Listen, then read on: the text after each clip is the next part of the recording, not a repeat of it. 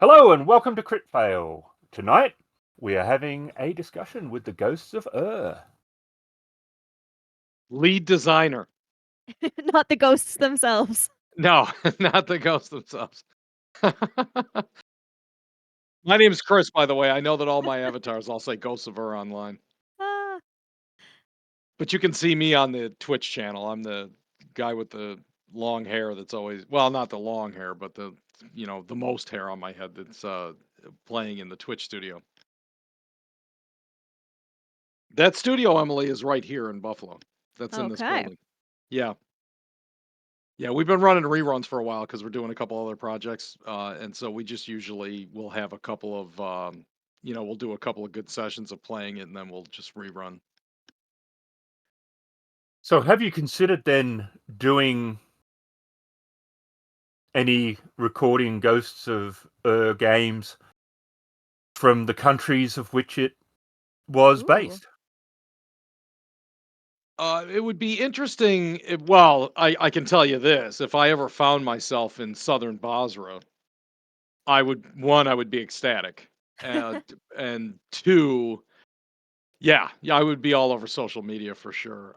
We get it's funny on Facebook, we get a lot of people, when you're in a Western society, things like J.R.R. Tolkien's Lord of the Rings, Hmm. dragons, barbarians, dwarves, elves, all that stuff is lore to us. That's entertainment with the medieval times, knights in armor, swords, all that stuff. But a lot of people respond positively in the Middle East to Ghosts of Ur because Nasaba, Enlil, Enki, a lot of the older people in the Middle East know this is their lore. Right. This is what they say. Why are you, we get messages on Facebook all the time. Why do you have this game and stuff? And I say, well, because it's interesting to us. But that's yeah, I would love to go to southern Basra and see the marsh Arabs and hang out and with the genetic descendants of the original Sumerians. That would just be, man, it's far though. That's the other side of the planet, literally. That is true. Yeah, literally. Like 15 hours after going 10. I mean that's quite a trek. So, what originally inspired the game? I can tell you have an interest in the subject, in the lore, in the cultures that inspired it. But what was kind of like the thing that sparked? We should make a board game. Well, making a board game was just because I grew up with a bunch of guys that I still hang out with every day. It's a very rare thing that you hung out with six guys when you were 10 years old, and all six guys still live in the same city, and all six of you still talk almost every day. We were all just watching the football game on Sunday in the same room. So, we were just sitting around on the patio and we had played so many board games in the 70s and 80s. We were all Dungeons and Dragons fans and played Dark Tower, which I'm sure you've probably heard of. And yeah, we were just sitting there. It's like most bad ideas, it was over beer drinking. And somebody said, "Why don't we make a board game?" And everybody looked at me because I was always the math guy. And I was like, "Yeah." And then when the lore of it, the Ghosts of Ur, believe it or not, I get jazzed up about the lore of it and the history and all that stuff, but that's because it was inspired by the thinking that I had in my head. The mechanics of it are actually what started it. It was the mechanics. It was a bunch of guys that had played a Okay. lot of. When you play Ghosts of Ur, it's like chess and Risk. It's like a big giant version of like a Catan, but it's bigger. Okay. It's and it's just there's a lot of math in it that you don't realize you're doing.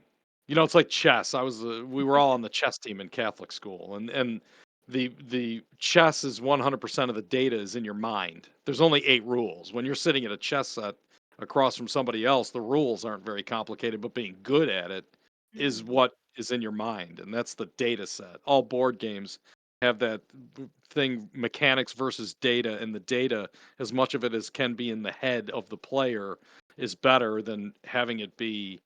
I've played Gloomhaven, which I'm sure you guys have played, and the joke about Gloomhaven is that you spend 3 hours to set it up, order pizza, Uh, somebody goes to make the first move, and then you got to pull out the phone book of rules. yep. And Mm. that's Gloomhaven. That's the sort of joke. And that data is not in your head. And the reason I always make the joke that Gloomhaven is Dungeons and Dragons without the dungeon master. That's really what it is. And it's like they sat around and said, "Let's make Dungeons and Dragons, but no dungeon master. We'll just give you this phone book and a giant box full of all these parts you have to put together, and there you go." And so you're playing Dungeons and Dragons, but you don't have to have a dungeon master for it. And so to me, Ghost of War is the opposite of that. It's a lot more like chess. It's a role playing game that's different every time you play it, which is another thing that bothered us immensely. Is in the late '70s when Dungeons and Dragons was becoming popular and we were all playing it. Everybody and their mother tried to make a board game based on Dungeons and Dragons. Hasbro, Mattel, Parker Mhm. Brothers. They all made these games and they all sucked. And the reason was that because we bought them all or garbage picked them and all this. And we would play these games and we're like, you can only play them once because the board doesn't change. It's the Ah. same. Board games are locked into whatever you slap down on the table, which is why when you look at Ghosts of Ur, it's random every time you play it. It's the Fog of War random map of Sumeria coming out every time you play it. It's different. That was the big pull of the mechanical process. We said let's have a strategic risk like chess war game where you're adventuring through somewhere but it's different every time you play it so that you can play it 8,000 times and the game's never the same twice. And that was the basis of how it started. The lore of Sumeria and everything got interjected mainly because I'm just a big fan of Neolithic Okay. time, Chalcolithic, and that was, if you had to find an interesting time in history, to me personally, that was the most interesting. And also those dice. I had just ordered the mock-up, the balsa wood mock-up of the game of 20 squares that they call the Game of Ur, the Royal Game of Ur. Uh-huh. And it's got those 4 dice in it, and my daughter is a math major. And Okay. we had ordered it in 2015, and we were playing it, and I was struck by 2 things. I was telling Aaron this before. We were struck by 2 things. One, I was amazed how sophisticated this simple little game was that humans had played for thousands of years.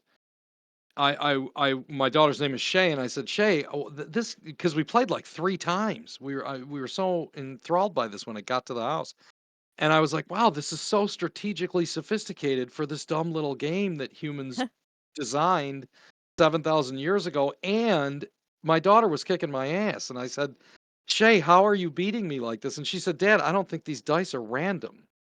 I'm Okay. assuming I'm getting a 2 on my next roll, and I'm assuming you are also. And I said, "You are?" And she said, "They're not random. When you roll 4 tetrahydrons, humans, think about this. Humans designed this 7,000 years ago. When you roll 4 tetrahydrons, I patented these dice, by the way, immediately. I ran out and did that. I was so impressed. I was like, what has early man done here? Backgammon came along with its random 6-sided die and ruined Mhm. it. And everybody moved away from those tetrahydrons until this game. Literally, when you roll 4 tetrahydrons like that all at once, you just look at the tips that are up, whatever Yeah. marked tip. Each tetrahydron has 2 marked and 2 unmarked. You can get a 0, you could have 4 blanks up, a 1, a 2, a 3, or a 4. But those Okay. are not random. When you pick up a 6-sided die and you roll it, your chances of getting a 3 is 1 in 6. If you pick it back up and roll it again, your chances of getting a 3 is 1 in 6. Hmm. The Ghosts of Ur tetrahydrons, when you roll them, your chances of getting a 0 are like 6.25%. Your chance of getting a 2 is 32.25. It's very interesting. We have on YouTube, we uh, cut and pasted from a British mathematician why the royal game of Ur that was played for thousands of years, with the first board game on the planet, how they designed it, how they designed this. And it's Okay. really incredible that early man did this. Just the other day in an archaeological dig, they found, we think that calculus was designed by that guy from India that was in his hut that was like a weirdo hermit and he died. I can't remember his name now. You just look it up. The guy that invented calculus, they still say that he did. They found tablets that predate even Sumeria that people were already doing the area of curves on in clay tablets in cuneiform. Okay. Yeah, so I mean, early man was a lot smarter than we think. That when there were only 3 million people on this planet, most of which were living together in groups of 8, 9 people at most, and they rarely even saw other humans, but they were very exploratory and they were very inventive, and mainly because they had to make the most out of every day because they died when they were 35. So it's not, That is true. yeah, they didn't get up and like sit around and stare at rocks. They had a lot to do because they knew they Yeah. weren't going to be here long. And yeah, I was just so impressed by it. And so from then on, a couple years later, a bunch of guys sitting around, somebody said, "Why don't we make a board game? We know as much as anybody else does." And I said, "Hey man, I got the storyline right here. Sumeria." Yeah. And was everyone else as on board with that? Were they interested in it too, or was it more like, "No, To no, no, this is the to be thing"? honest with you, they were more into the mechanic. It was never an argument because Okay. they were into the mechanics of it. Ghost of Ur is a strange game because if you play it, you don't need to know anything about Sumeria to play it. You really don't. Yeah. You don't. It's weird. You can almost tell now that you've heard that story, you can play it and say, this is a strategy game. It doesn't matter what the colors of any of this are or what the names of any of it are. It's a strategy game. It's like in Risk, you don't need to know that it's French armies. It's not That's based on true. You don't need it. to know French history to Yeah, exactly. You don't need to know French history. You're just playing Risk on the world map, and if you want to pay attention, you could say, I think this was 1812, wasn't it, the Napoleonic era? And somebody might say, yeah, but who cares? It doesn't really matter. It's true. It's the mechanics of Risk are the same, and that's how Ghost of Ur is. It could be based on any format, which is Okay. good because we could make different versions of it based on anything True. with and keep the mechanics the same. But those dice are a giveaway. The dice are one of the big things that it's why we made all the parts out of pewter. We spun cast, we spin cast, I should say, in this facility those pewter pieces, and we taught ourselves how to with all the machinery and everything, and it was quite the chore. And everybody has asked us, why don't you just get resin or injection molding, which everybody does today? And we said because it's an homage to the late '70s when everyone was playing Dungeons and Dragons with pewter figures. And how You long know, did it take to learn all that, the oh, skills required? a long time. I'll tell you a great story. There was a so in the late '70s and early '80s, spin casting was the main technology of how figures of any kind were made. And in the Okay. mid '80s, injection molding came along. And injection molding machines came down from like $1 million to like 100,000. You could get a 50-ton injection molder. Also, whenever they make one, you use it and then you don't want it anymore, so it gets sold to another factory and they keep propagating. So that by the Okay. mid '80s, there were injection molding systems pretty much like everywhere.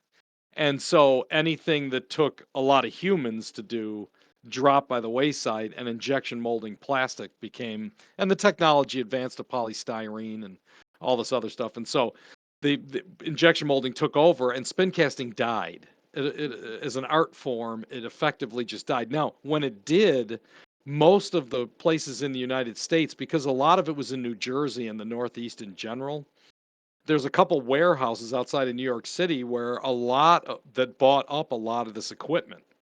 So fast forward 35 years, there's an old Jewish guy in this warehouse named Al, and I call on the phone randomly one day and said, I want to spin cast. And he said, you want to do what? And I said, I want to spin cast. He goes, that's amazing. I'm going to tell you everything. And he died during COVID. Oh. But I spent hours and hours and hours on the phone with this guy, and they sent us all the equipment, and he was so awesome. And he walked me through some of the dumbest things you could possibly imagine me asking. And he was 80 something years old, and he had spent his life in the 60s and 70s and stuff spin casting.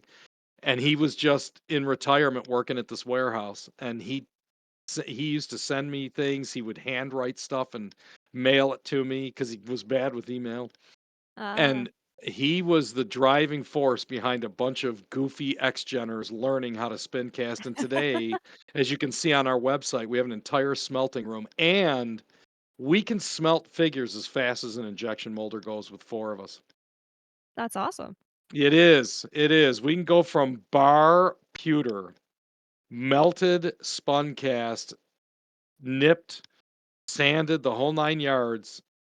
We can do about 50 or 60 of them a minute, and we blast them out. That smelting room is state of the art stuff. It's really cool, and it's a lost art, and it's cool. It's really cool. So those are, in my mind, when you get a copy of Ghosts of Ur, those are the two big things that the dice and the pewter figures And were. the figures, okay. Yeah, those were the big ones to me. We get asked that the most too. Why are there pewter figures? Why are you guys bothering with that? And we say because that was everything in the 70s and 80s. And it's cool. It is. I think it is. I get a lot of people, I've had negative kickback on that. Well, all of us here have. Really? We went to PAX East Okay. and we had a table set up and we were playing Ghost of War, and I'm not kidding you. There was a shocking amount of people that were like, pewter, why isn't it resin? But Like a why lot of, I mean, they were in our face and everything. I was like, resin? Because it's is a such a machine, strong dude. feeling about that, There was though? a lot of strong negative kickback on that. We were shocked by that. Huh. The newest is always going to be the newest, but Yeah. the newest isn't Yep. always cool. I like, many times I beat up my character because you get mad about something, and if they were resin, they would be smashed. Oh yeah, True. a lot of Yeah. some of the new resin's more stronger, but yeah, it's still a brittle material overall. If you threw Ballfarg at somebody hard enough, you could probably hurt them pretty bad. Ballfarg is no joke as far as weight of metal. If you whip that across the room at somebody and hit them with square in the head, there would be a problem. Not that I'm recommending anybody do that, but Not I mean, dude, advocating for that use of no, game no, pieces. but it's true. I mean, it's a heavy piece of metal, and you can see us in the Twitch thing when we get mad. You can hear the slam of the Yep. base of the object as we move. Like, damn it, and bam, we'll move it. I'm wondering if it was an economic move in the sense that I remember when I was in high school, I bought a Goblin Rider on Warpig, so it was like a massive boar, and it was Palratha, I think, and Yeah, that Rail Partha. Palratha, yeah, Yep, yeah, yep, yep. and, and I had hundreds of them. Yep, and that miniature was quite a hefty yep. weight. The same miniature today from like, well, not the same, but the same sort of scale of miniature from like Games Workshop in the like their resin, and that would be way lighter to ship. That's true. I'm not the economics of spin casting versus injection molding really have to do with humans. Okay. It really does. An injection molder is automated. You just make the plates and because we experimented with. I don't like plastic, to be honest with you. That's when in Ghosts of Ur we have burlap bags they're actually made of jute, which is what people in Asia call burlap. We say burlap. The jute burlap bags that we have, there's no plastic in the game. Hmm. It's all biodegradable, except the rubber is silicone, but there's nothing in the game, and that's not because we're huge green earthers or anything. I just don't like junk, and we just never did. And most board games that you open are junk, or you get the really good copy that you have to pay lots of money for that Right. they worked, to make everything upgraded. And we just thought, well, let's just make one copy and make it middle of the road price, and it'll be the premium one. And there is no scaled down plasticky version of Ghost of Ur. Well, it's definitely good because I mean, when it's not plastic being made of metal and the burlap, it's gonna be more durable, it's gonna last longer, and I definitely am a fan of it being biodegradable, so that's very cool Yeah, as well. yeah. I also think that it's very indestructible. Mhm. You're not gonna not have your game of Ghosts of Ur. You're gonna buy it once, and y- it's the replayability of it.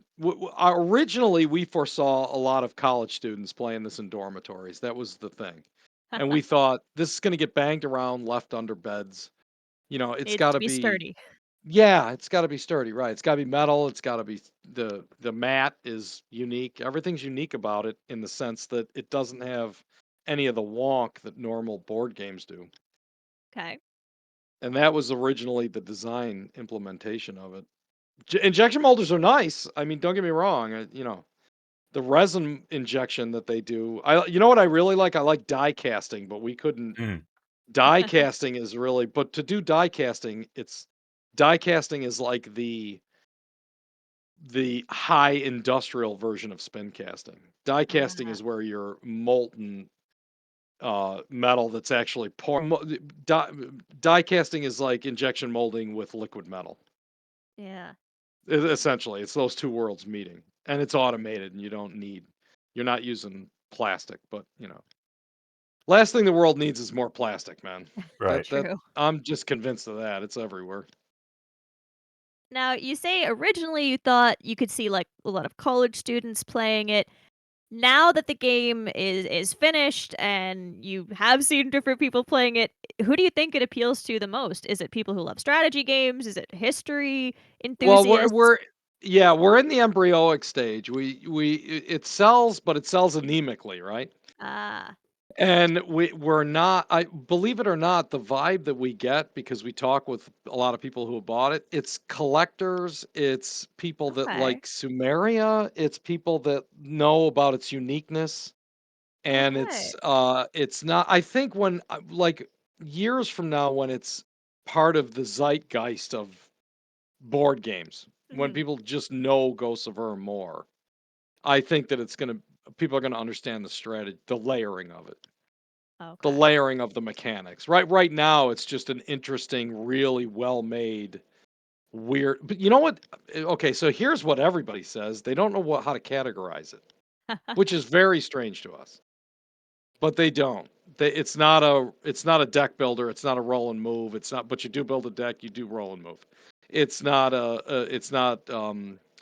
role playing game. But you are playing individual characters. It's not a strategy game in the sense that the board's the same each time you play it. And so they don't. We hear that all the time from gamer. Every time we went to game shops and people Oh, they're played, like, they'd we say, don't know where to put it. We don't know where it yeah, goes. they're like, we don't know how to categorize this game. It's sort of a little of everything, which is weird to us because to us it just seemed like a board game that didn't have any of the problems that we thought every board game had. Ah. To us, we just felt that it was unbreakable. That was the because we broke every game there is. I was amazed. I was watching the Risk Championships the other day online, and they still just everybody goes after Australia. I'm like, it's still the same broken. I did that in 1979. Yep. It's not, Same every strategy. you get Australia and you break out into Siam and you get your friends to argue so that nobody gets the North American South American connection and you win. And that's it. I mean, Risk is broken and everybody struggles to do the whole thing. You always have one buddy at the table that tries to take Europe and that's like he doesn't know what he's doing, you know, clearly. And that's just how Risk is, and Risk was broken, and most games are like that. If you play them enough, they break. Ghost of Erd does not. You can if we went in the studio right now, everybody that works here, and we played, even after thousands of times, it's there's no one way to do it. It would be different. Okay. Yeah, it's different every time, and also you play the same characters that each play differently, different every time. It's that fog of war happens so different, and you try different stuff too, even though you think you may have gotten something down. Angela thinks that Westhay, she's experienced. She feels that Westhay is, Westhay only has one difference from all the other characters, but it's a Yeah. huge, powerful one. Ah. And no one in the early days of development, nobody took Westhay. They're like, why do I care about moving diagonally? So what?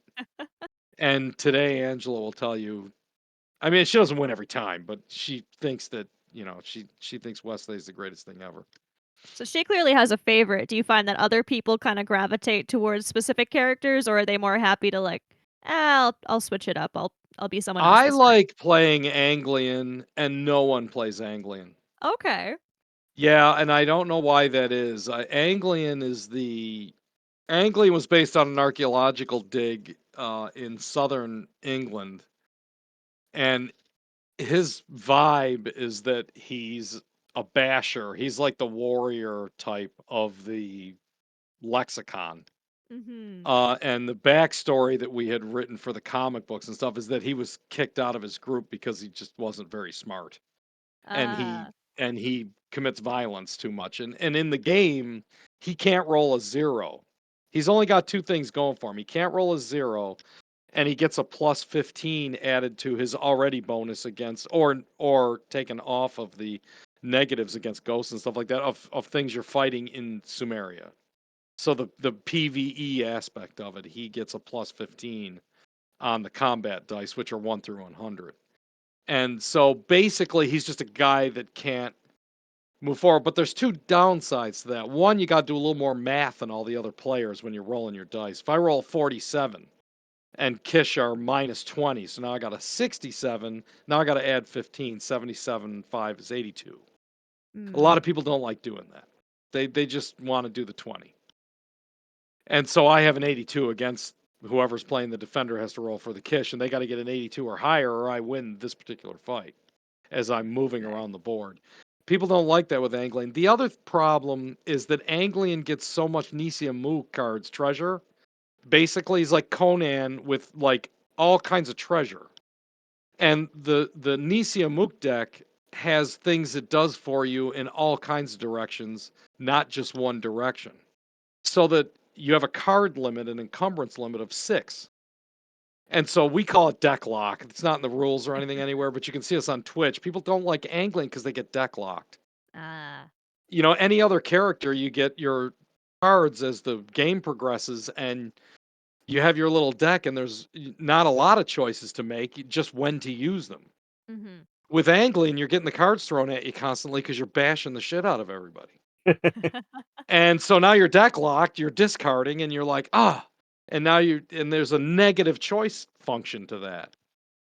You're discarding something that maybe you wanted to keep, that, and then an event happens on the next go around, and you're like, oh, I should have kept that one card I got rid of because of I needed the lapis, or I needed the this, or I needed the that. And so the deck locking and the added math they don't like. And oddly enough, this is all wrapped in the character that's supposed to be the dumbest guy.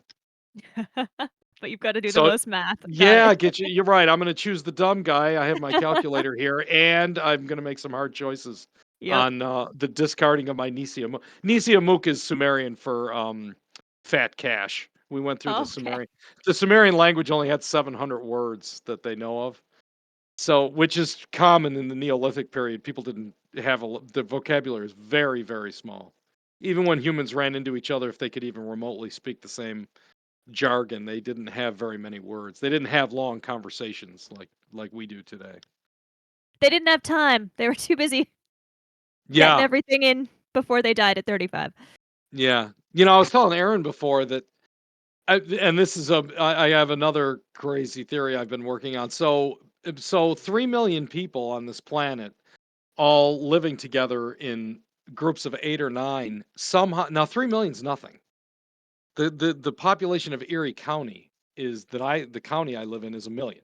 Mm. So just 3 Erie counties were all the humans you're ever going to see for thousands of years, tens of thousands of years on this planet. That's it. You never ran into other humans. Yet somehow we explored the entire planet. Well, how did we do that?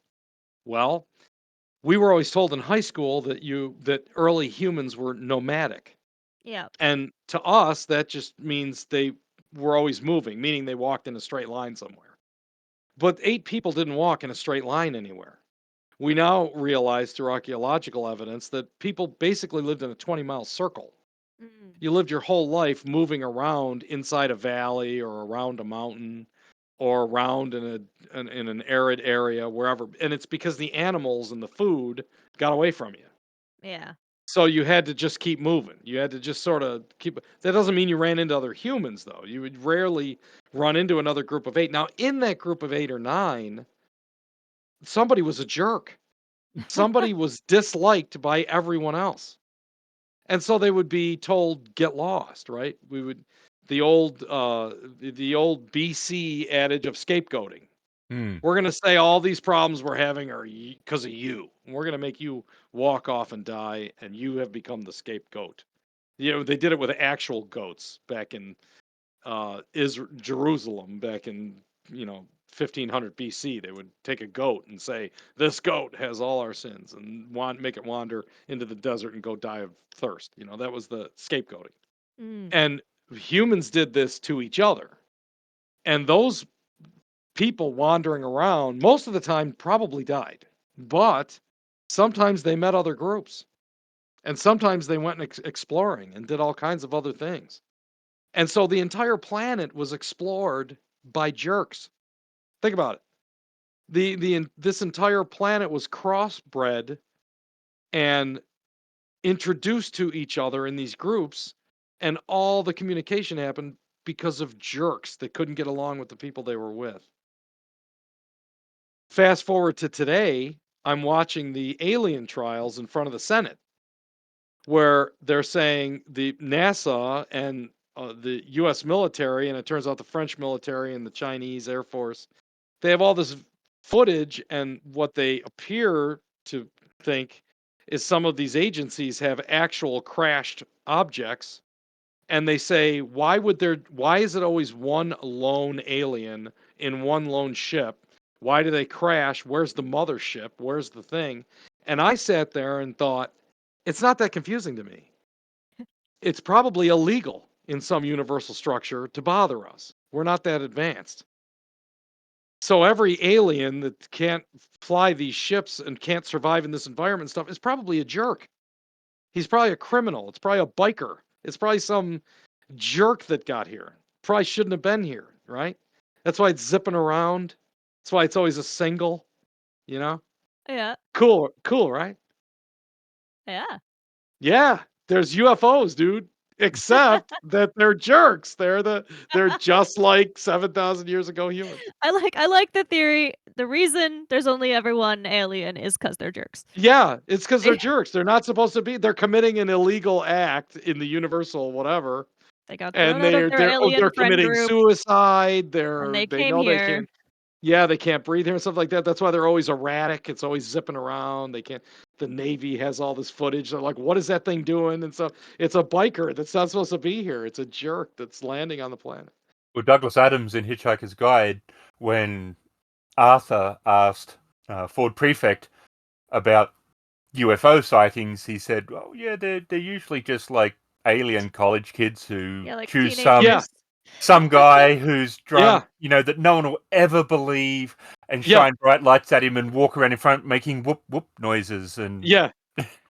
basically a dick." The greatest line in that book is when the whale was going off of the ship, Yeah, and the last thing he said was "not again" because the yeah. chances were 1 in 8 trillion or something. And I Yeah. thought that is hilarious. That is hilarious.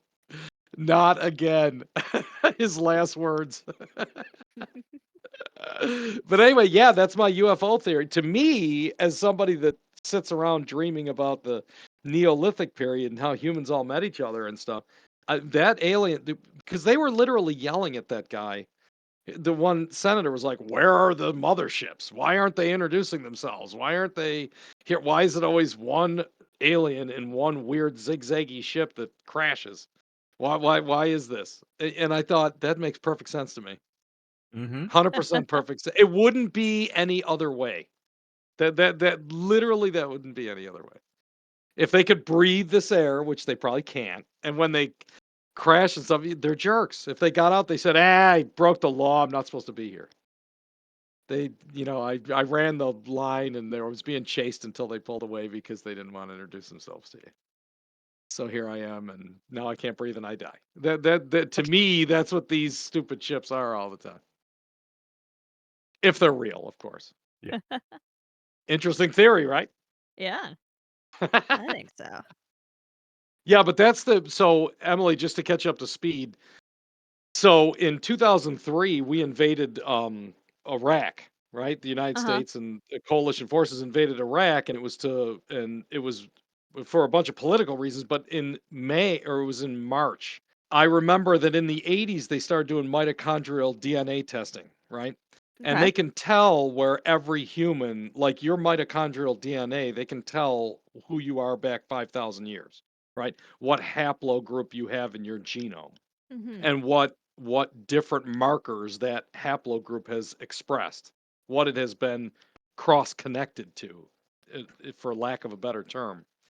And they could never find the original Sumerians. There were all kinds of documentaries in the 90s and stuff. And the reason for that was because they couldn't test anyone in Iraq because after the first Gulf War, it was a no-fly zone. And the country Okay. was like under an embargo, basically.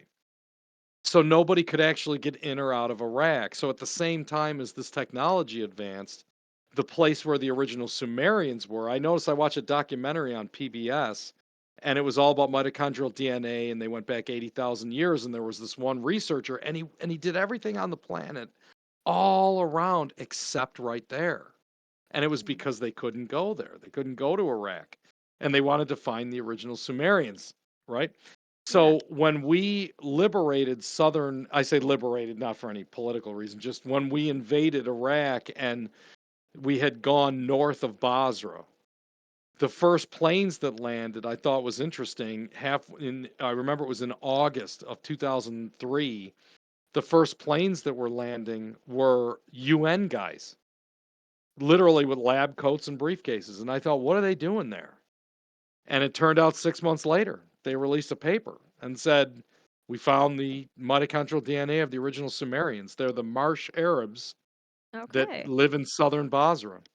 And here's the kicker 15% of their haplogroup cross connects to Northwestern Europeans 7,000 years ago.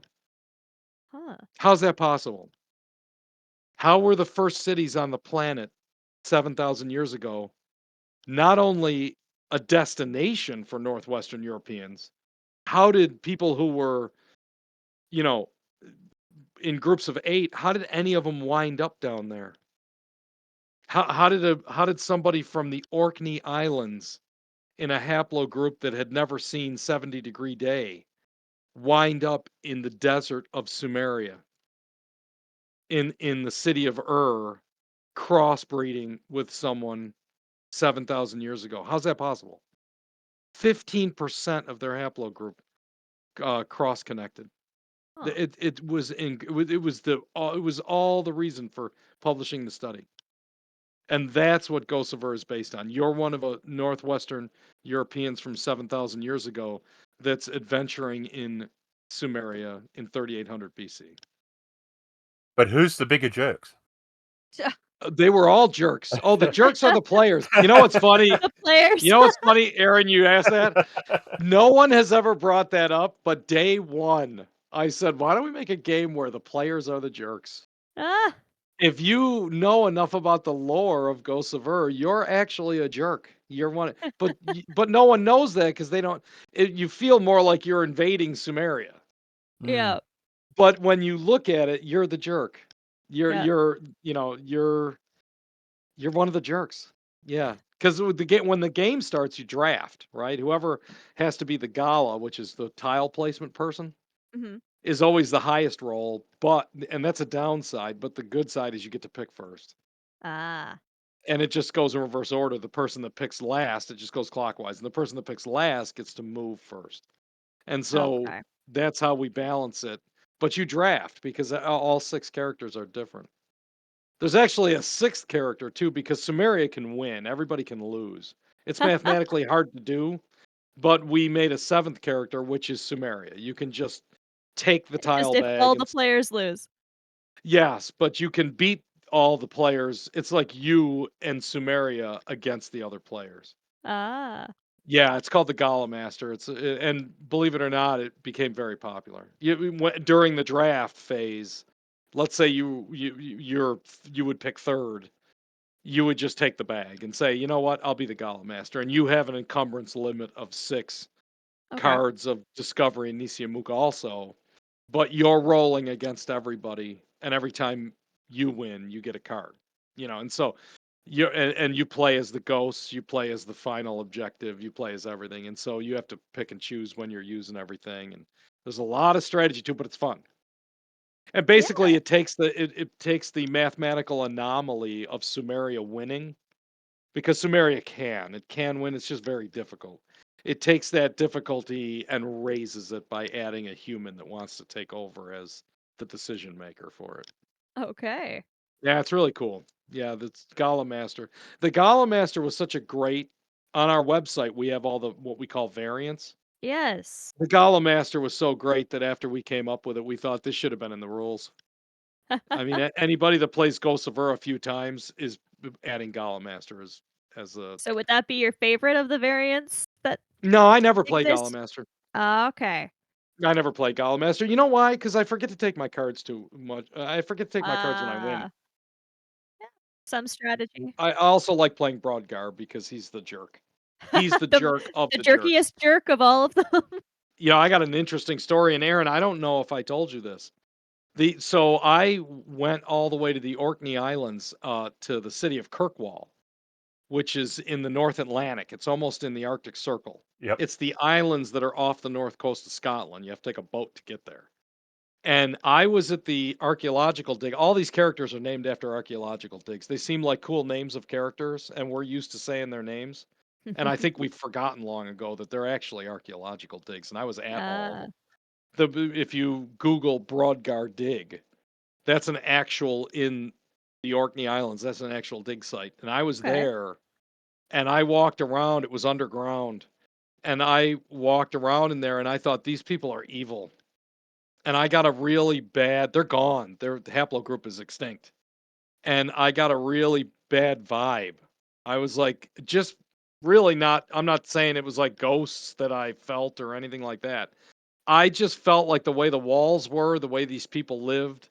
I'm like, these were jerks, like hard jerks, right?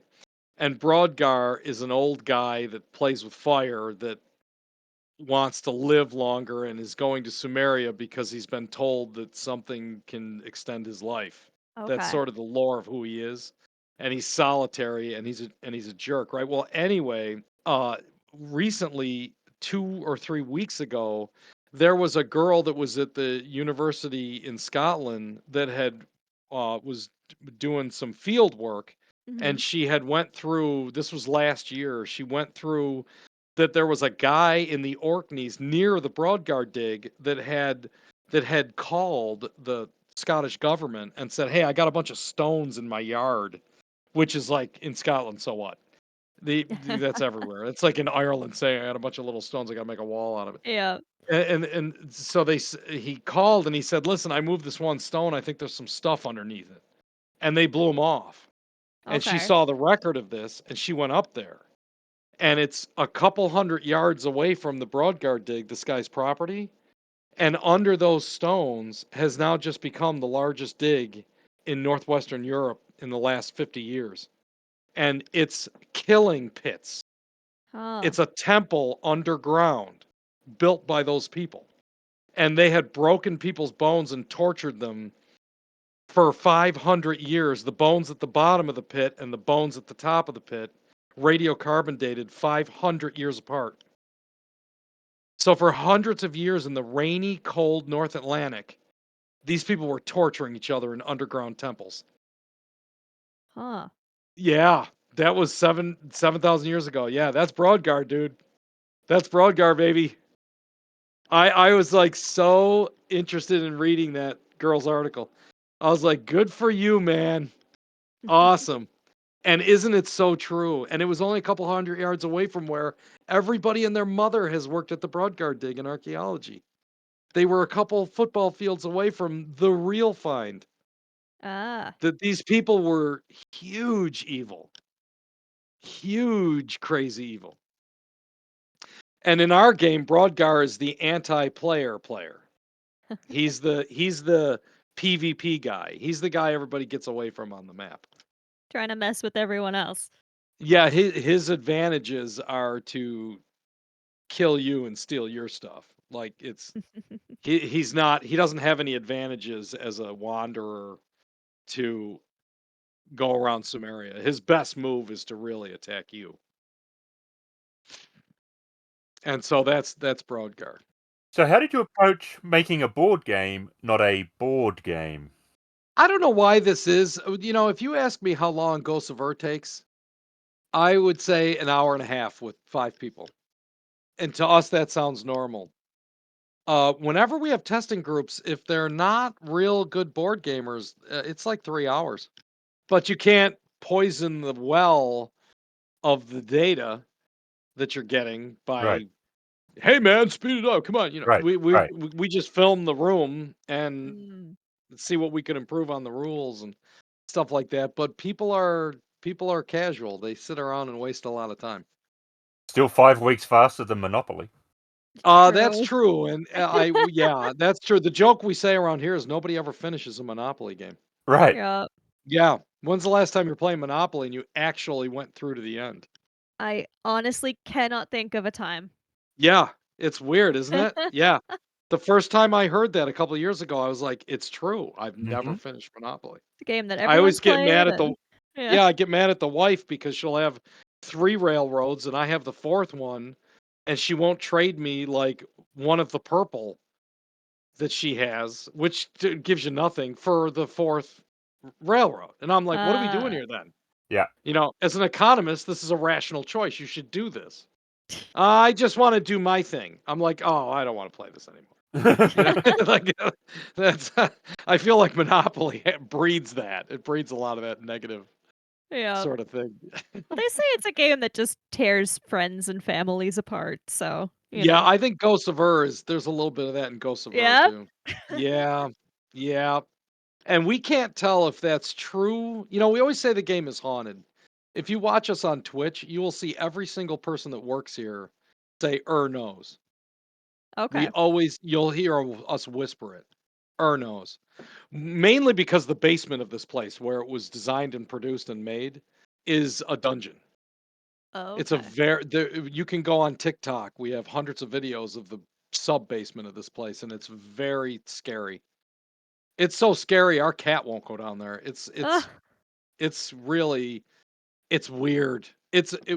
There's a foundation of this building built below ground level that has windows that were blocked up, but there's no way they could have been windows. They're below ground. It makes no sense to us whatsoever. We can't figure it out. It was built Yeah. 130 years ago and something went on down there.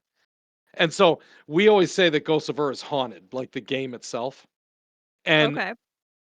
because the dice aren't random, it seems like it's acting against you. And also, if you don't do smart shit, bad things happen to you. And we say, knows. Like, if one of the players that works here that's on Twitch does something, you'll see something bad happen to them the next round, and you'll hear us all go, knows. You're Uh, an idiot. Knows. Nothing good's going to happen to you the whole rest of this game. Like, uh, these dice are going to screw you. Every card you pull is going to be bad. It's just bad. And we can't prove it, but I'm not kidding you. I feel it. I literally have said I should have did that last turn. Fuck, knows. knows. knows. It just doesn't reward being dumb.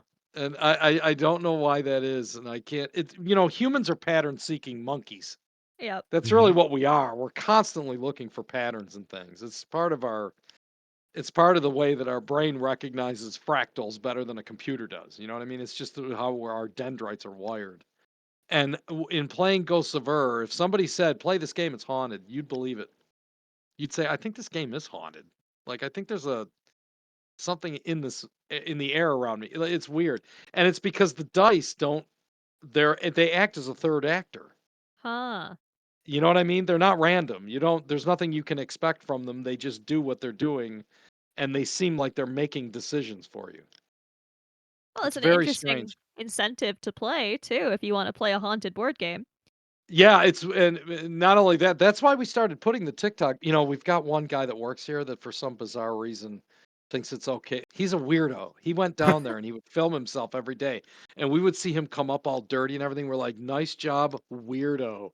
Because we never go down there. When we took over this warehouse, the owner of the warehouse, day one, when he was leaving, he said, don't go down in the basement. Okay. And I said, "Why?" And he goes, "Don't bother. It's You'll a see. Don't even." He reassuring said, thing to hear. If you want to take a flashlight and open the door, it's an iron staircase that goes down. Like you have to go down 30 feet Uh, before you even get down there. The other thing too is there's multiple rooms off of each other, and some of them are filled with water, and some are not, and they never drain. Go on Odd. TikTok and look at that. We throw big rocks into rooms filled with water, and the other room next to it has nothing. And we're like, do we need a sump pump in this joint or something? Or why is it so deep? And why are we underground? And why are those windows blocked up? Why are they windows? Like they were originally designed as windows, as if it's an upside down castle. Huh. And then they blocked it up. But why would they block it? Like the block is like in the last 50 years. And we're like, who blocked it up? And why did they need to? You know, Hmm. it wasn't dirt behind it. We're 30 feet underground. What's going on here? All fair questions. Yes. Yeah, right? Weird.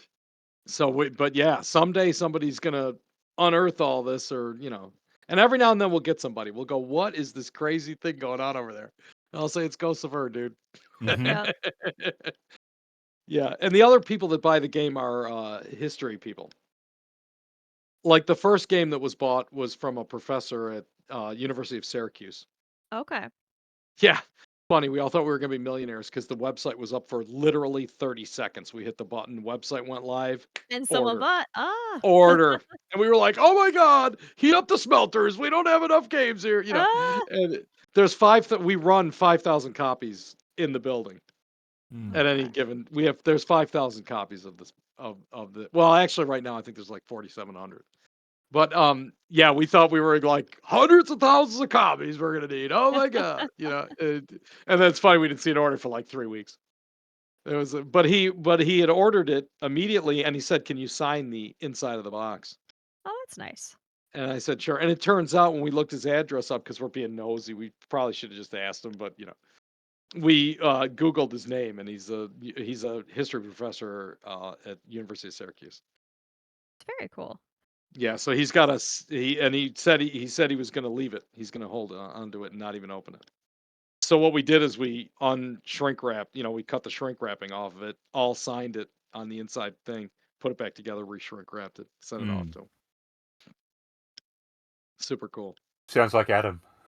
Yes, we know someone who will never open anything that is shrink wrapped.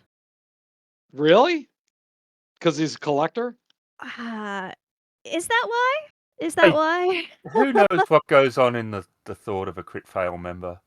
But He's got books and games and models and all kinds of things he's never opened because they're wrapped and he refuses to open them. And we say, "What's the point if you're never going to open it? You're never going to read that book. You're never going to play that game. What is the point of this?" And he just says, I can't." Is it because he doesn't like shrink wrap, or is it because he's no, gonna save it? yeah, it's more it's protected, but I mean, I understand with certain things, like obviously, I collect Star Wars cards and that. And you want to protect them, and my kids do Pokemon, and they've got some that are worth a little bit of money. And yeah, you want to protect them. I understand on that level, but if it's also something That you wanted? that's enjoyable, Yeah. you're not. I mean, I'm not. I can't really speak for him and say you're not enjoying it if you don't have it. He's If it's happy he's something got just to it. look at, I totally would Right. understand. But when it's a book or something, he's not reading Yeah. it. Yeah, No. you're not reading it. Yeah, Yeah, you're Well, not buy experiencing two, it. read one, keep the other one shrink Yeah. wrapped. Right. Right. Which I he's think done he sometimes. has. Yeah, I was gonna say he has done that You for know some. what's funny about where my mind went with this story is that shrink wrapping has anybody can shrink wrap something now. Yeah. Shrink wrapping was official like 30 years ago. Well, it would mean, yeah, something's not been open, but I guess now You can shrink wrap anything now. I Yeah. mean, the that's the the technology of shrink wrapping is available to the home user. Like anybody can shrink wrap anything. that's what we've told him, that if he never Yeah, opens it, he won't know if someone's just sold him a box of rocks that they yeah, rewrapped. sure. Yeah, exactly. Uh, Yeah, and as an ex-gener, I just don't. I mean, I'm skeptical in general of pretty much everything. And I think shrink wrapping isn't as official as it used to be. Hmm. I go out of my way to do vids and show him because it freaks him out. I guess I'm the jerk of Critfayle for doing that. Like, oh, I just got this. I'm tearing it open, Adam. yeah, open it if we're Yep. video calling to be like, Yep. "Adam, look what I'm doing." Do you guys play any video games? Yeah, reasonably so. Yeah. What do you Ah, guys play? Division at the moment. Emily knows nothing about guns, so she's loving that. ah, it's a very great Wildlands. game. They'll ask me, "What are you using?" And I'll say, "I don't know. It's a gun." Yeah. And then they'll come look at it and very non-pityingly say, "Okay, so that's a something or other, and you're Yeah, gonna wanna put a especially suppressor on that." yeah, Like, especially "Oh, Kieran. yeah, Oh my god, thanks, he's just Kieran." like, "Oh, okay, you're using the 1976 version of the MP5. Yeah, you I'm should put like, the other "Oh, am I?" yeah, you wanna get that suppressor, not this suppressor, you want the other suppressor," and it's just like, yeah. No, we did that, we're gonna be doing Baldur's Gate at some point. Oh yeah, Baldur's Gate. Yeah, yeah, Uh-huh. Divinity, we've played Divinity and Stellaris. We like co-op games more than ones where you We haven't done a lot of PvP or anything like that. yeah, I think that comes also from the way we play role-playing games. It's a very True. collaborative, joining sort of thing, and yeah. I think we look Socializing. Yeah, yeah, yeah. yeah, and I think we look for the computer games that do the same sort of thing rather than the But ones that Baldur's Gate for sure is that. mm, So everyone I know who's played it recommends playing it on your own first before doing a co-op to like I Yeah, guess experience the story the way you want to do it. I have not yet finished playing it on my own, but I will do that. It is very cool. yeah. I've been playing a lot. And speaking of Australia, I've been playing a lot of Path of Exile. mm, Have you guys ever played that? That was Chris uh, Miller's from the whole. yes, That's the Auckland. Yeah, yes. that's I the. have not. No one in But North America plays PoE, and I don't know why. It's so popular on the planet. I think it's because it's too complicated. Path of Exile is the quintessential thinking man's AARPG, and I just Mm. really like it. Also, World of Warcraft. You guys seem like World of Warcraft people. Adam is. one, yes, Adam, absolutely. Oh my god, he has 4 monitors with 4 different characters. Yeah, Like, boxes. Yeah, it's called yeah, boxing. Yep. Yeah, yeah. boxers are that they were making that illegal. I was in a battleground one time where there was a 25-man boxer, Wow. and the guy was from Australia. Was it Oddly Adam? enough, This was I No, Adam. probably not. he had, this was about 10 years ago. He had 25 characters in a 40-man battleground. Wow. 25 of 40 of us were one dude, and they were all because they're all the same character.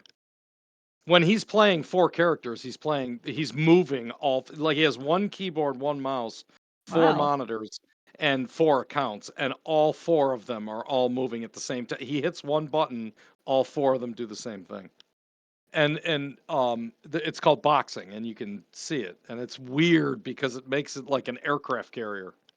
Oh, Like if we needed half the team to be on one side and half to be somewhere else, they couldn't do it. One Yeah. guy is 25 people, and and the other thing too is that when if he's in a fight, one guy on the other team is dead for sure because he hits one button and 25 people fire at one guy. Right. yeah. So whatever spell it was or whatever. And they wanted to make it illegal because people were like Adam might box in PvP arena where he goes into an arena and he's 4 out of 5 guys and he just attacks one dude and it's makes it all, Yeah, I don't think you he know. does. I think he does a lot of farming and stuff like that when he's gonna be crafting, so he's doing that sort of stuff, but I think Yeah. he's also just indecisive because he kept complaining he didn't know which character to play. And I think his Hmm. solution was, I'll just be 4 then. yeah, I'll be all of them. Uh, But PoE is great. I really like PoE. You guys would like PoE. I have never played it. Have you, Aaron? Yes, briefly. Ah. But it's one of those games I found it would be better with friends, and at the time, Ah. I was the only one that had it. Like Borderlands. I love Borderlands, but not alone. Oh, Borderlands, so good. Oh, Borderlands was man. I was a dual Infinity Fire Berserker. The Infinity guns, the guns with the remember those? Mhm. Yeah, Berserker. If you it went down the Berserker tree, you could just like and just fire that stuff like crazy. You could almost permanently get berserking. Almost. It would have a cooldown of about 2 seconds off if you spec'd it right. and you just wrecked stuff. As long as you could aim, of course. Right. Yeah. Borderlands is fantastic. Borderlands is a fantastic game. Somebody had told me about that, and I played it, and I was like, "This is it's so good." That was one of those games that came out before you knew what it was, Right. and I heard about it after everybody was already playing it. And I'm like, "How did this get past me? Like, how did this get past me? Like, this is just fantastic." I think that's what happens with a lot of the games we've ended up playing, role-playing games like Broken Tales and to a degree Tales from the Loop. And there's been a few others that have sort of ended up in our sort of like listing that we play that aren't ones that we'd heard of, like Alien. We're big You weren't, Alien like, fans. anticipating them coming out, but when they Yeah, did, it yeah. was like, and a couple of them we picked up not on a whim because obviously RPGs are not the cheapest thing out there, but we liked it enough to give it a go. But once we'd given it a go, we were actually like, this is a lot better than we thought compared to something that has all this sort of lead-in advertising and that sort of stuff. PoE is difficult to start. Mm, Ah, I think that's the big thing. I think a lot of people get confused. Like, it gets you after it's just got a bad startup time. I've seen a lot of reviewers on YouTube say the same thing. There's a lot of Diablo players that if you type in Diablo versus PoE, you'll see all these Diablo players that were like, played PoE first time. Can't believe it. It's incredible. But they all say the same thing. It has a real tough startup. hard to get into. Yes, you have to sit there for the first day or two and just say, I'm going to learn this game. And then right, by the time you get to level 20 or something, you're like, this is the greatest thing ever. But you can't, but going from 0 to 20, people put it away. Ah, They don't understand what's happening. But then they that's start to fair. understand. Yeah. I'm convinced that PoE is so good that I use it as therapy. It's what I use as like, you can't get to 100. And if you're soloing, when you get up to the high levels, the algorithms and the math are so tight that you find yourself making the same mistakes. It's regressive in the sense that when you're at level 96.4, let's say, you lose 10% when you die. mm, And it takes Okay. so long just to get, like, you can die and it will have cost you 2 weeks worth of work. Yikes. Yes, yeah. Somebody had said there was a guy that did the math. It's 1,400 maps when you die between 99 and 100. 1,400 when you die, and you can die, just get one hit by stuff, and it's because, but you start seeing patterns of things Okay. that you did, and they're just your problem. And so you say, why do I do it? Why do I keep making the same mistakes over and over? And so PoE is like therapy. It's like math showing you who you are. So Okay. interesting to me. Yeah, yeah. I'm at 98.24 right now on like my 18th character. And I'm convinced. I told my daughter, she said, "Why do you play PoE if you're a board game guy?" And I said, "Because I use this like therapy, Shay, because at my age I can be better. I can do it. And whenever I get further than I had gotten before, I say, see? And it just so she can be proud of me. I say, this is a test. You can do this. I want her to try it.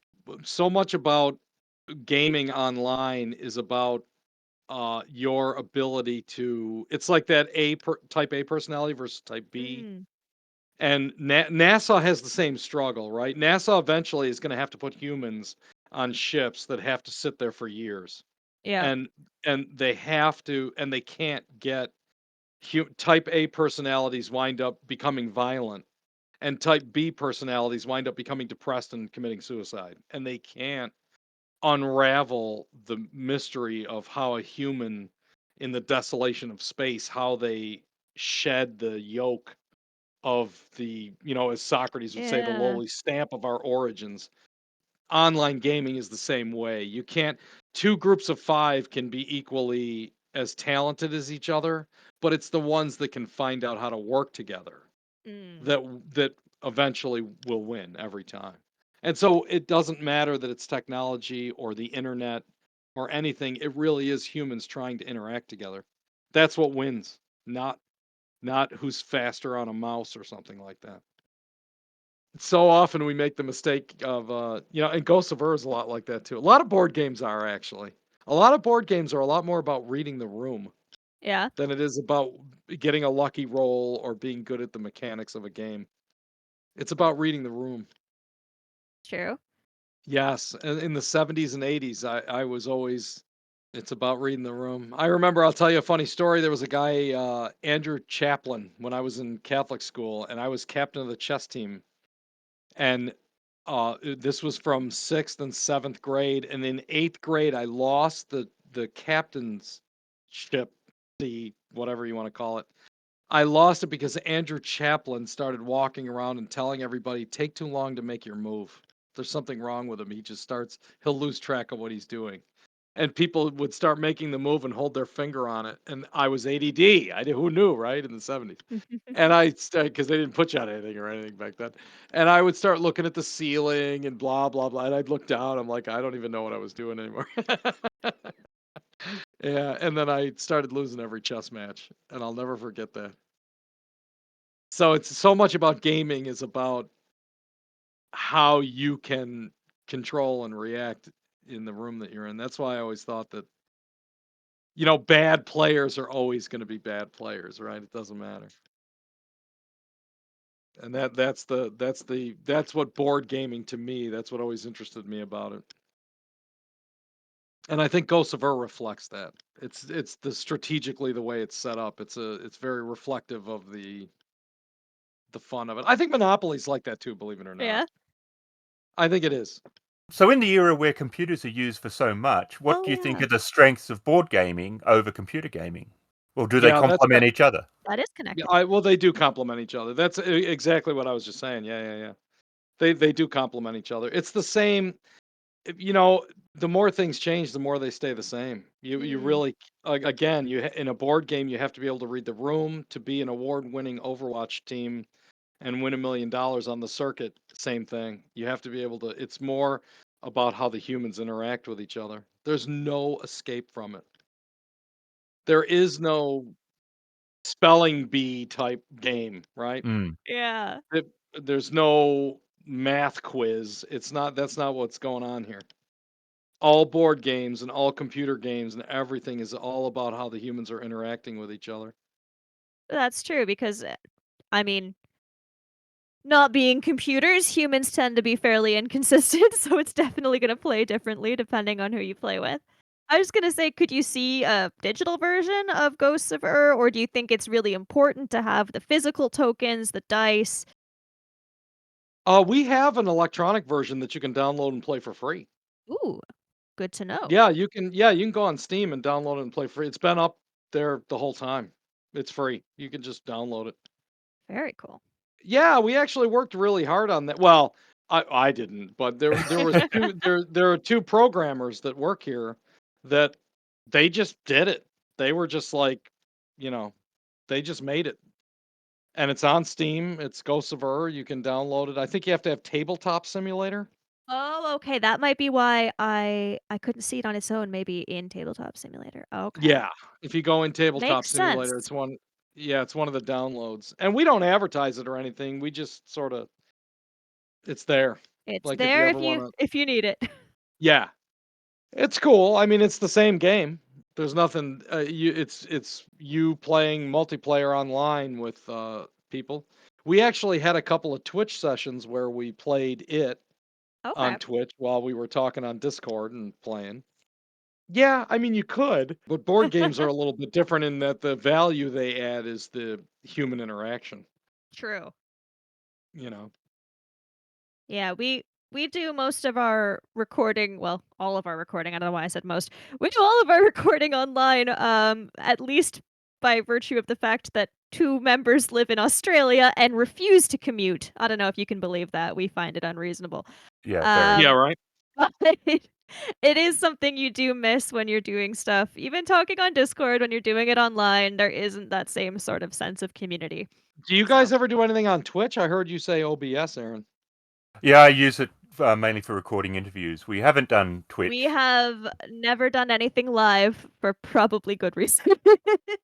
Really? Oh, man, Yeah. I would think that you guys would be I think that Yeah, I think the one of the big reasons we haven't is when we usually get comments it's usually, wow, this is a lot closer to a radio play that I expected it to be. It's really cool because I add a lot of sound effects and we music, edit quite a bit.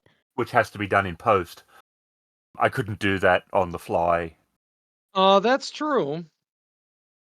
Plus, we have That's true, one but member in particular who likes to invent new words and get stuck on them till we Yes, collectively are able to figure out what word he's trying to think of, which takes Yeah. oh, up like William 5 William to F. 10 Buckley minutes. coming up with his own words. yeah, Yeah. What's the best one we had? Nebularly? yeah. That was interesting. Mm, Nebularly? Yes, yep. It's a nebula that's very ish. nebularly. Yeah, Nebularly. nebula-ish. Yeah. Yeah, yeah, Uh, yeah. the large conduit looks exactly like a large conduit. Yeah. And the other day it was, how big is it? Oh, it's the size of a large thing. Yep, thanks. It's nebulous. Actually, Yes. nebulous, right? I used that word in a game and he took issue with it. He He did. didn't think it was a Why? real I think that word. no, nebulous. Yes, he didn't think it was a real word. Because you say nebula is a real thing, and Yeah. nebulous is Yeah. something that's like a nebula. It's vague and undefined. Nebulous. Well, just large, right? What's the definition of nebula? It just means a nebula is a large gaseous thing in space, right? Mhm. Have you ever seen us on Twitch? Yes, I I did. have I not live, but I did watch some of like a one YouTube that was maybe. recorded earlier. Oh yeah, maybe it was Twitch or YouTube. I looked at one of them. Well, you can Yeah. see previous recordings on Yeah, Twitch too. So yeah. I that's where can't I remember. I looked Yes, at one that's of where that's I them. true too. saw 'em. Yeah, I looked at one of them. I don't know now if it was YouTube or Twitch, but I did watch one of them. Yeah, those player The green those screen. player profiles behind us are green screens. And so, yeah, that's all that's in that room, which makes it nice, to be honest with you, because we can just relax in there and play. That's good. Okay, so one of the questions actually about the live streams. So you do live streams of Ghosts of Ur on Twitch. When do you do those? When can people check those out if they want to see them, and what can they expect? Well, we've been so for a couple of years, actually, I think it's been about a year. We were playing every morning. We'd get to work, we would do shipping and different stuff in the building, and then there's a group of us that always went in. It changed every day, but it was usually comprised of Klein, Angela, and myself at least. There was Okay. the three of us. And you'll see Andy and different other people coming in and out, Hagee, different people around the building that come in and out at different times. And usually we would play from like 8 or 9 to like 10 in the morning because after it's over, we just rerun that exact thing for 24/7. So Yeah. that if you go on Twitch and go to Ghosts of Ur, there's something running right now, us playing, and there's experts, designers, not explaining it to you, but really playing But yeah, you so can that you can see. see. And we're really trying to win too because we all hate each other. Like we've played it 8,000 times each, and we're really trying to win. Ah. Who So wins there's the no doubt about most? Do you have a tally going? that. Angela's gonna say she does. Okay. There's differences in. Okay, I'm gonna say that I'm the most technical. I'm gonna say I'm the best player, Okay. but Angela does win a lot, the same as me, if not more. And I'll tell you what that is. There's different phases to your adventure, and Angela is really good. Like there's times you'll see in the reruns, if you just fast forward right to the end, there are times when Angela wins where I'll just say, "Man, dude, Ange, that was a really good move." There's always a fork in the road right towards the end, and she has hunches, and she's very different than me, and she does these hunches, and they work out for her a lot. Okay. I don't know how that translates into anything you could write in the rules, but she So more just does. intuitive than like strategy or Yeah, it's things she does things that I would not, and sometimes they don't work out for her, and I get to go, "Oh man, I told you, I would never do that." high risk, high You know, reward. yeah, but she does them sometimes. Like I'll give you an example. You can only fight Nana 3 times, and you're out of the game. Okay. Now, a lot of players look at finding Nana in the lost city of Ur at the end of the game with enough resources to actually be able to fight Nana. If they fight Nana 3 times and lose, a lot of players feel that's a win. They go, I'm out, but hey, man, I'm out before you were out, and or you won or whatever.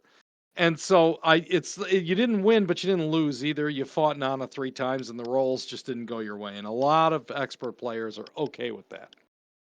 Angela wants to win, Ah, and she'll fight Nana twice, and then she'll go get more armor. And she'll do it in a way that looks like it's gonna take too long, and someone else is gonna win the game while she's doing it. Or she'll move over here and do this, or she'll and it works out. I bet you 6 out of 10 times. okay. I have a sneaky suspicion, and I always tell her, "Hey, man, I got to hand it to you because I wouldn't have done that," and it worked out. So she would say she's the best player. Ah, I'm the most technical though. I crunch the math and say there's a 20% chance of that working, and you know the joke everybody always says to me is there's a 50-50 chance of that happening 10% of the time. Just to make me sound like a jerk. And I'm Hmm. like, no, dude, I'm really working the math out there. No shit. But it just depends. There's lots of ways to play. Klein always bulldozes in doing with his moves 100%, even things that seem like they should never work. And when they do, he just says, I told you so. And we're ah. like, no, dude, there was a 7% chance of that happening. It just did. It doesn't make you a genius. It just means, Lucky. yeah, Yep. go play the lottery. So if you did a special edition upgrade of Ghosts of what would you do? A sandy map? Well, that's the thing, right? That's the thing that's unusual because it's already sort of and this is going to sound self-serving, but it's already the best it can be. The copy that you get as the base copy is already metal, silicone rubber mat. So when you look at we numbered the tiles. We numbered the tile sets, but it's only so you can be lazy. You can sit back and tell the gala, give me tile 67. And the map exposes itself, and everybody knows where tile 67 is. Because in early days, we used to say, give me the one to the left, or give me the one to the, closer to me, or whatever. We numbered them, and we sort of impressed it into the silicone in the manufacturing process so Hmm. that the numbers are there, but you can't see them. You can see Okay. them, but you can't see them. Because really it's just for competitive stuff on the mat. It's not, you don't Right. need to see. We always thought about coloring in those numbers. Maybe some people have mentioned that. Or each corner that's unused has a symbol from each of the 4 types of land masses, and that's impressed in the silicone too. We could color those in. We have a really wild game. Man, we have a really wild game, but it's like PoE. It's complicated. We made a game, the Royal Game of Ur, played with the Ghosts of Ur board game. Okay. Yeah, and each instead of moving dummy pieces around like you do with the Game of Ur, you already have the dice, and you can put the tile sets in the pattern of the game of 20 squares. You can already do that, but we have rules for Balfarg and Beaker on the same thing have a a morphed set of abilities playing the old game of 20 squares. And like if they exit at the end or they come off, and I don't know if you know the rules of the game, the Royal Game of Ur, but it's a lot like backgammon. Mm, As a matter of fact, it morphed into backgammon. This was the Royal Game of Ur was the precursor for thousands of years before backgammon came out. But picture backgammon with each of the chips that you move as you move them from row to row, each of them being an individual player that had skill sets of their own. okay. That's what you would do with the Royal Game of War. Super cool. Super cool. But it's complicated. It's really complicated. It needs index cards and everything. Ah. Yeah, it's really cool. We played the shit out of that. That was a lot of fun. I don't know. I think you have to be those competitive. I'm not. We may have put the rules online. I'm not sure. I'm not sure, but it's that's advanced class of you have to be Ah. way into Ghosts of Ur because you have to understand what Westhay does and what Manx does Yeah, so before don't you start even. there. First, get familiar Yeah, with yeah, Ghosts yeah, of Ur, and then yeah, exactly. How good do you think Ghost of Ur is, or how important is it as a tangential way of learning about early human cultures and as a gateway to go from the game to learn about those cultures? Boy, that's a good question. I think it's huge, but I don't think it's huge. I mean, how much do you learn about capitalism playing Monopoly, or how much do you learn about world conquest playing Risk? Those would be the same questions. I don't know. I don't know. I guess I would be interested in if people sat down when they're playing Ghosts of Ur, do they pay more attention to the mechanics or do they pay more attention to the. I can tell you this, the pantheon of Sumeria was the first pantheon that was copied by everyone. As an example, the Semitic tribes to the west of Sumeria 7,000 years ago changed the names and copied everything, and it's the Old Testament. It's the same.